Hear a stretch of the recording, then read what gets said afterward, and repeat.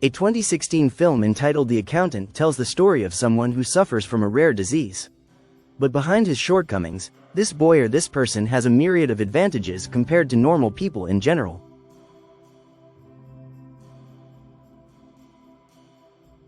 Yes, just install the handprint, tighten your underwear.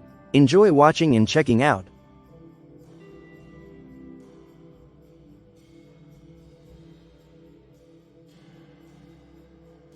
Set in a bar, the story will focus on a man with a gun in his hand. He sneaked in while a massacre was taking place by an unknown person. The intention was to make an arrest. This man was actually killed when the perpetrator suddenly appeared from behind and pointed a gun at his head.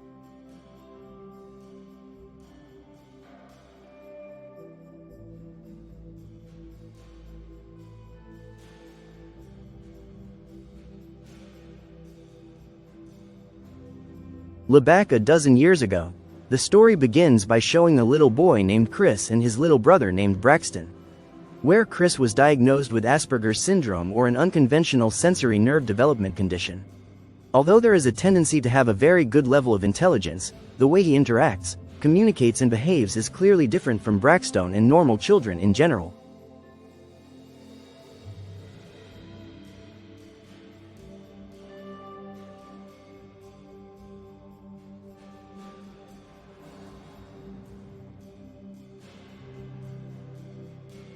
On that basis, Chris was then taken by his parents to a nursing home where children with special needs like this little girl were accommodated and cared for free.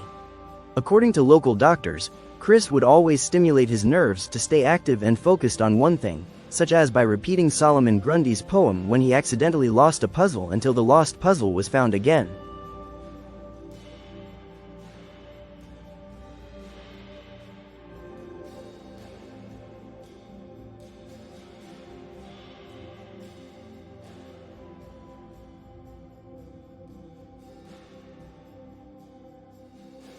This is where Chris now runs a business in the field of financial consulting services called Triple Z Accounting, where with his ability to master mathematics and accounting, Chris has become a reliable accountant who is ready to help small and medium-sized entrepreneurs such as a pair of bead craftsmen who are grateful for the services Chris has provided.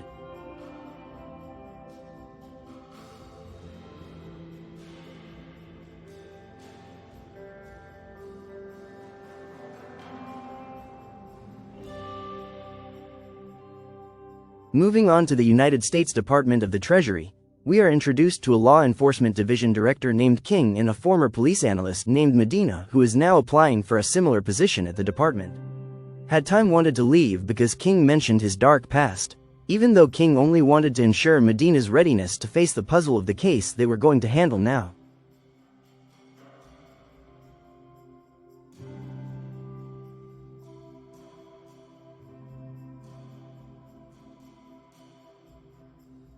It turns out, recently King has been investigating a mysterious figure nicknamed the Accountant.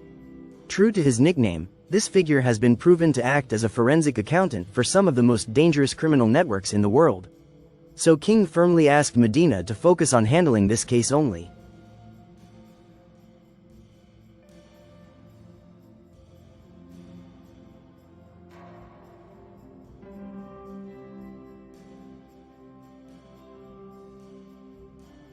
In fact, the accountant in question was none other than Chris himself. Where his discipline and focus can be seen from the way he prepares his favorite food menu, namely sarabi and dog saplak with a slightly topped ACI crackers. Apart from that, he also has to always keep his sensory nerves active by massaging a wooden stick on his binkurang or calf while accompanied by very loud music and very bright flashing lights.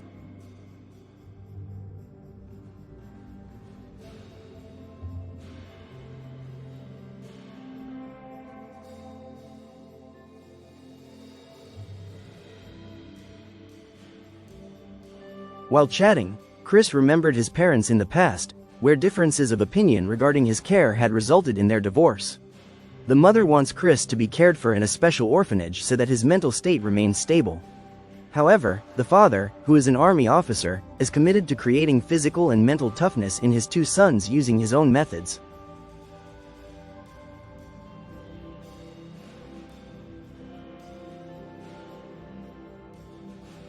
still in order to stimulate the brain nerves while honing hidden skills. The next day, Chris visited the residence of a craftsman couple who, apart from being skilled in accounting, was also apparently an expert in shooting, which immediately made the couple laugh.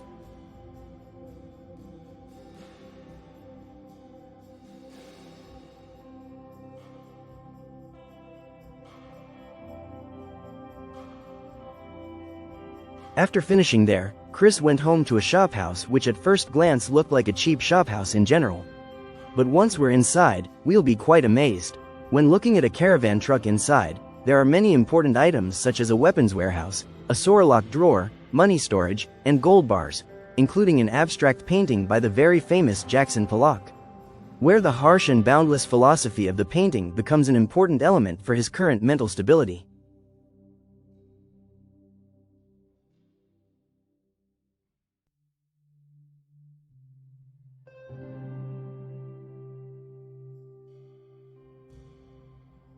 And again Chris remembered the times when he had been languishing in a super strict military prison. There he became very close to a prisoner named France who was imprisoned for embezzling hundreds of millions of dollars. So Chris got a lot of inspiration from him. In fact, it could be said that this is where Chris's early history in the forensic accounting profession began, where France suggested that Chris focus only on the numbers and the client's financial truth without looking at them from a moral perspective.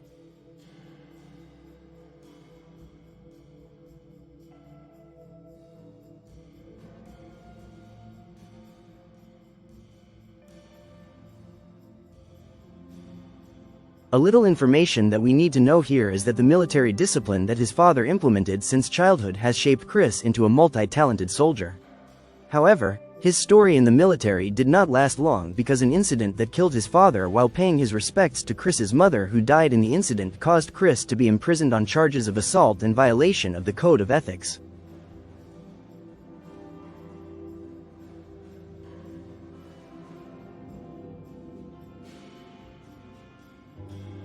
Thanks to the help of a mysterious caller named Justin, Chris was informed that someone was targeting him. So, to avoid further suspicion from these parties, Chris is advised to look for clean clients, meaning they are not from thug organizations, fake diploma mafias or anything else.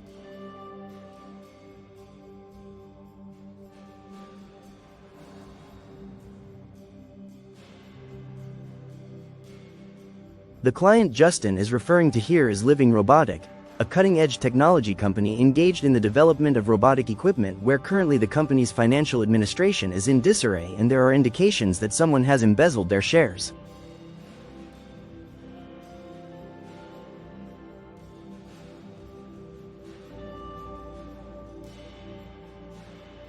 As a first step, Chris held a closed meeting with the core staff of Living Robotic, namely the manager named Rita and the treasurer, Eddie, who was suspected of being the perpetrator for 15 years serving as treasurer. After finishing with the two of them, Chris met the director named Lamar. This is the problem, that through a short chat, Chris said that he would start work tomorrow.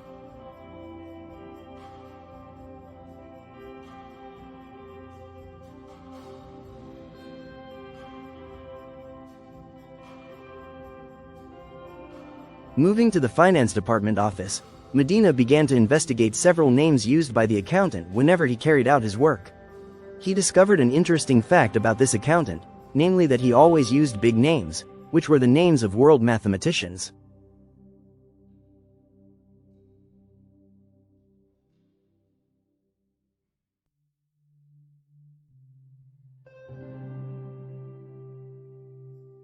To find out who the accountant really is, Dena tries to identify a sketch of his face from a CCTV recording which, after being investigated further by the FBI team, they found that the accountant matched the perpetrator of the massacre of 9 gangsters that occurred in the opening scene of the film.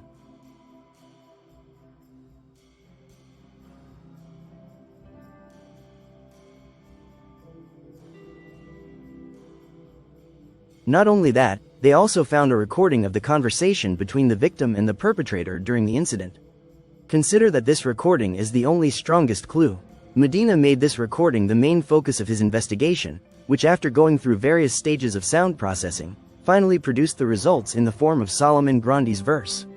Even though the meaning is not yet known and they cannot be sure who the person is, at least this can lead them to find the next clue.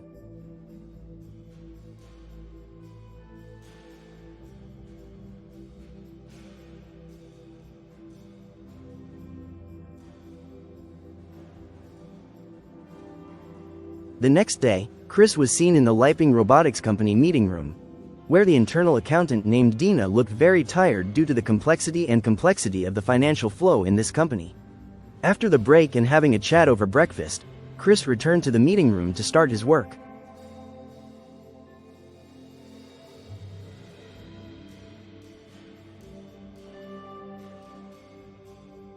This is where we will finally see firsthand how extraordinary Chris's work ethic is, supported by a sharp brain and a high level of focus.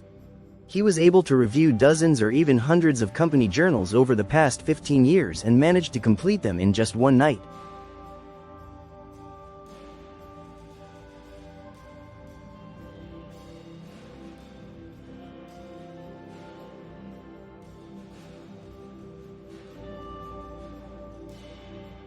Suddenly made Dena unable to stop thinking and at the same time amazed to see the journal notes filling the glass walls of the room. Meanwhile, for a period of 1 year alone, Dena spent months to complete it. But what is most amazing is that Chris was able to find a number leak with a number that is not trivial. Who knows who the perpetrator is, but one thing is certain: Rita wants a report made immediately.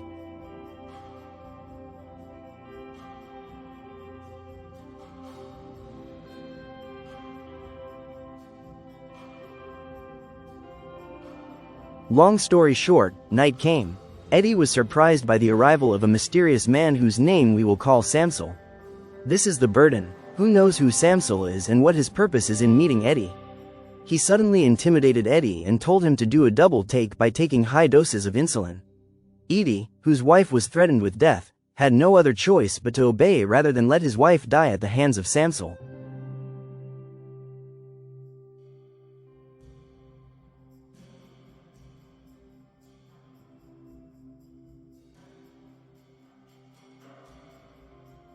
The next morning in the meeting room, Chris was suddenly shocked by Lamar's decision to ask the officers to delete all of his journal entries.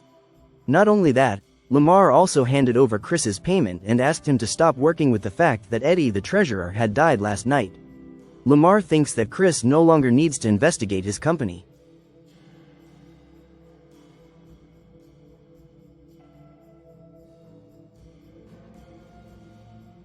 Suddenly, this decision to propose raised big questions for Dena. Likewise, Chris looked disappointed because he was suddenly forced to stop in the middle of the road. Where Chris really doesn't like it when his work isn't finished completely.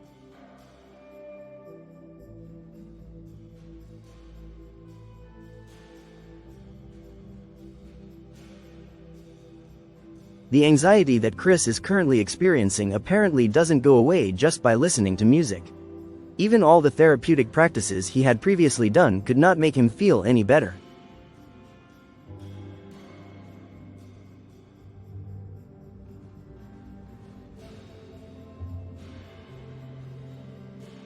And as a result, Chris decided to go to the craftsman's place to hone his shooting skills.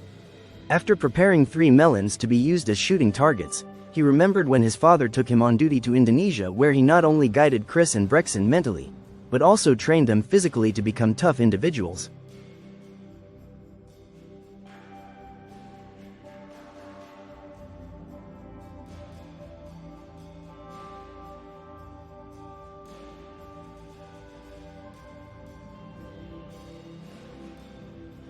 It doesn't matter. At the same time, 2 strange men arrived at the craftsman's house, who turned out to be Samsel, who had been sent to kill Chris.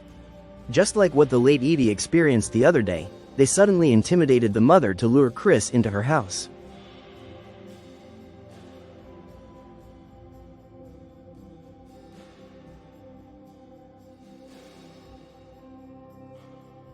Not wanting to suffer the same fate, the bald man made this partner Sandra and intended to run away. But it was useless because Chris managed to stop him and pull him out of the car. Using the belt he was carrying, Chris managed to take down the bald man without any significant resistance.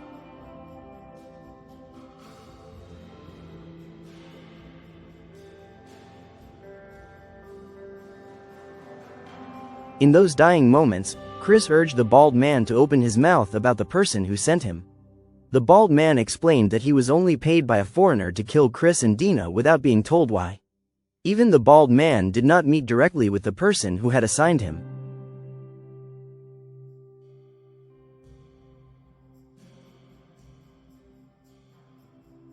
Quickly, Kristen Kapgaz headed to the apartment to save Dena. On the way, he contacted Justin and asked him to immediately change his identity, including securing all data related to Chris. And sure enough, upon arriving at the apartment, Chris found several suspicious men who suddenly entered Dena's room and finished with the criminals.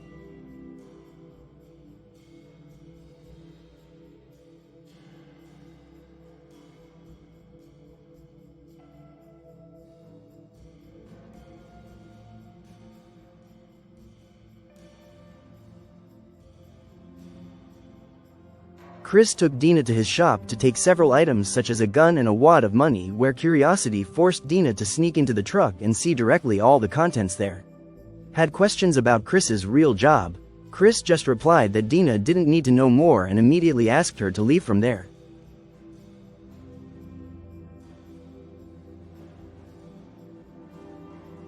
Medina himself had just received a report from an investigative officer regarding Solomon Grundy's poem, which turned out to be a children's poem from the 18th century. However, from the way the poem was delivered, the officer assumed that the reader might be under stress or experiencing severe trauma. It could even be that the reader is someone who suffers from a rare disorder.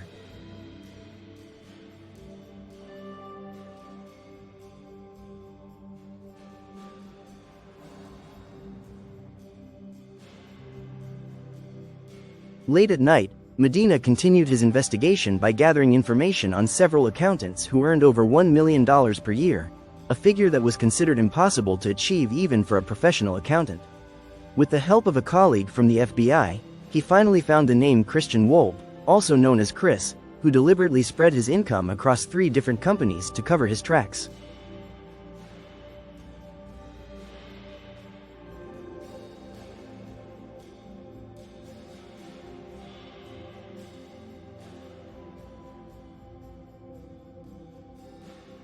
Wasting no time, Medina reported his findings to Mr. King. Even though it was not well received, Medina tried to convince King that it was all just a diversion, so they decided to continue their investigation.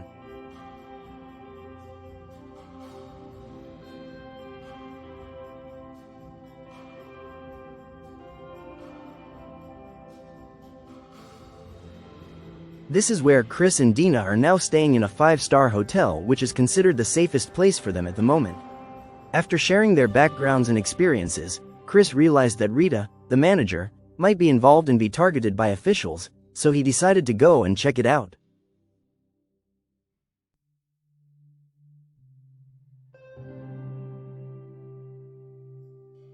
It was too late for Chris because Samsel had already broken into Rita's house and had just left there.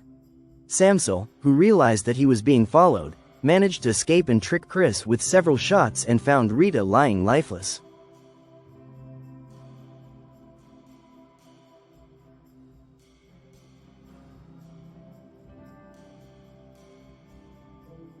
Upon arrival at the hotel, Chris found Dena, who was still there and fast asleep. Doesn't want to involve other people in his work, Chris wrote a letter for Dena to read when he woke up and left her alone in this hotel.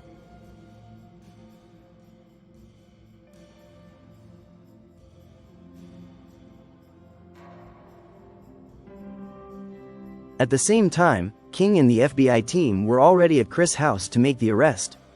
Besides finding evidence of a pistol and a dented aluminum thermos, they were also made to look like they were in trouble with a security system that was unusual for an accountant's house. Starting from CCTV installed at every point and heavy weaponry that has also been prepared. So Dena is increasingly convinced that Chris is the accountant they have been looking for.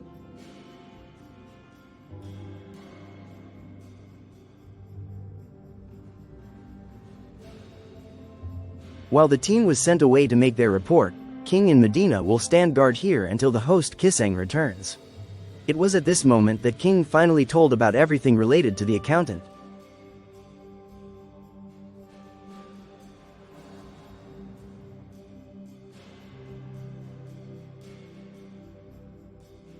"10 years ago, to be precise, during the incident in the bar, the man who was being held at gunpoint turned out to be the King himself. He was going to be the 10th victim to be killed by the accountant after the 9 previous gangsters. But because there might be other plans, the accountant let him live.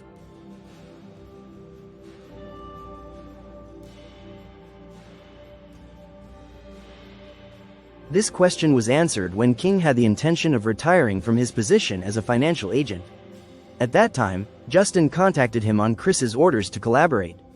And since King successfully handled various cases that Chris leaked to him, his reputation rose drastically until King was appointed as the main director of the Department of Finance. Not only that, it turns out that King had also met directly with France, the maestro accountant of the gangsters. At that time, France was used as an informant to reveal the secrets of the gangsters who had been his clients. But unfortunately, government protection did not apply after France was liberated.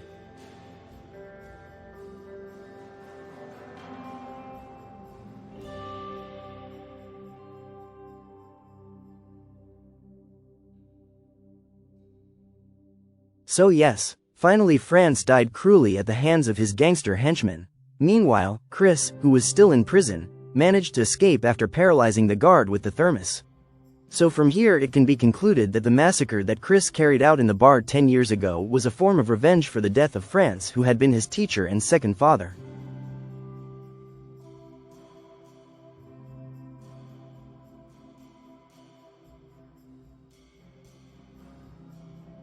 Despite Chris' status as a forensic accountant for the most wanted criminal group, he apparently has a noble goal by continuing to assist law enforcement carried out by King. Even the investigation that Dena is currently conducting is Chris' plan to involve her in uncovering the mastermind behind the living robotic scandal.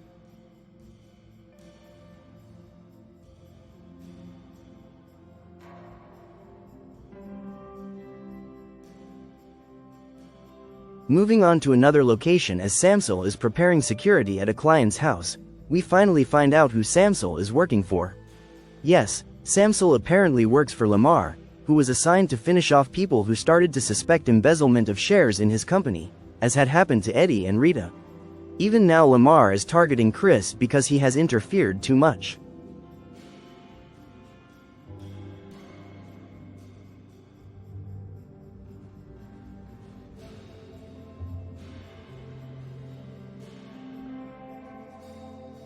Yes, apparently Chris had already prepared an attack from a distance and managed to take down several enemies who were guarding outside, then went in and finished off the guards inside who were shot in the leg. This did not make Chris back down in the slightest, and instead became even more brutal, to the point that Samsel and his men were overwhelmed.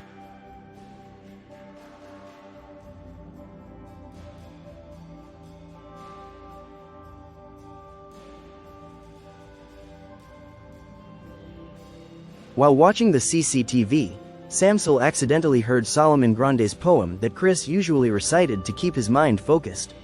So Samsel, who was curious, was determined to kill his own friend so he could meet the target directly.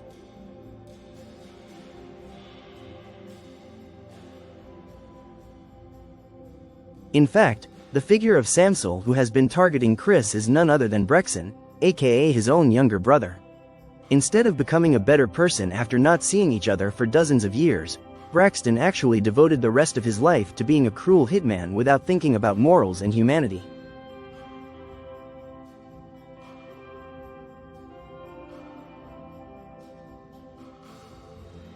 There was family drama when Brexon blamed Chris for his father's death. It didn't take long for Chris to explain what really happened. He also apologized for not being able to take good care of Brexon. But he promised to meet him again soon after all this work was finished.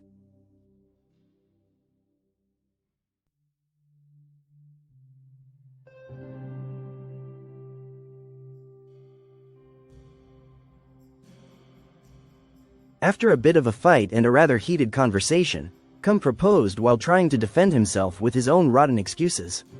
But that doesn't affect the crisis decision that was already made, namely,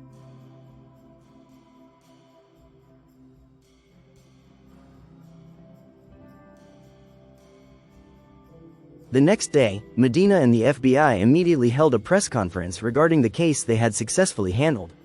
Dena explained that his success in uncovering the living robot scandal was due to the guidance of King, his superior, and the important role of two mysterious figures, Chris and Justin.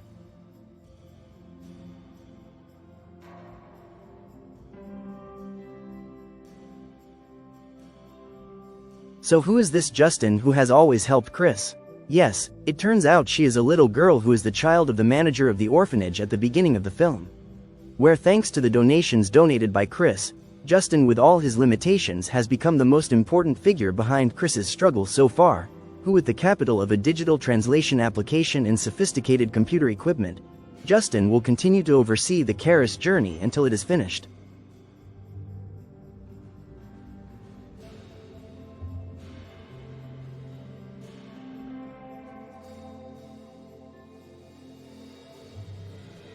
At the same time, Dena received a package containing a poster painting of dogs playing poker, a type of gambling game that she used to enjoy. However, it turns out that the painting is just a cover for something that is far more valuable, where Chris deliberately gave this Pollock painting as a keepsake for Dena.